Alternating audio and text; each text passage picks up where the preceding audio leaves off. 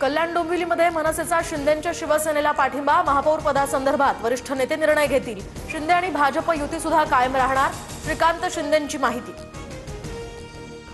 केडीएमसीमध्ये मनसेनं शिंदेंना पाठिंबा दिल्यानं ठाकरेंच्या शिवसेनेचा आक्षेप, स्थानिक नेत्यांच्या निर्णयामुळे राज ठाकरे व्यथित, पक्षाविरोधात जाऊन भूमिका घेतली असेल तर कारवाई करा, संजय राऊतांची मागणी। सत्तेतून लोकांची कामं करता यावीत म्हणून शिंदेंना पाठिंबा, मनसेच्या राजू पाटलांची माहिती। तर कल्याण डोंबिवलीमध्ये राज ठाकरेंनी स्थानिकांना निर्णयाचे अधिकार दिल्याचंही नांदगावकरांचं विधान। केडीएमसीतील ठाकरेंचे 4 नगरसेवक फुटीच्या मार्गावर, शिंदेंच्या शिवसेनेकडे 2 आणि मशाल चिन्हावर निवडून आलेले 2 नगरसेवक हे मनसेत जाणार, तर उरलेल्या 7 नगरसेवकांनी उद्धव ठाकरेंची भेट घेतली आहे।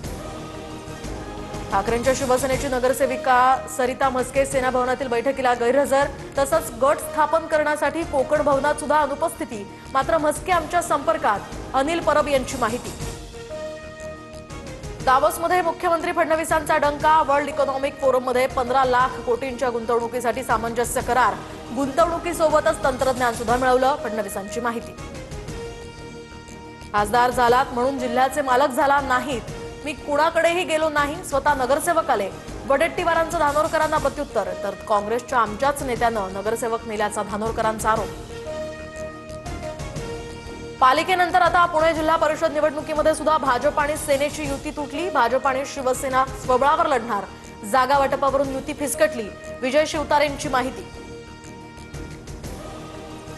पुण्यातील मुंढवा जमीन गैरव्यवहार प्रकरणी दिग्विजय पाटील यांचा अटकपूर्व जामीन अर्ज फेटाळला, दिग्विजय पाटीलला कोणत्याही क्षणी अटक होण्याची शक्यता।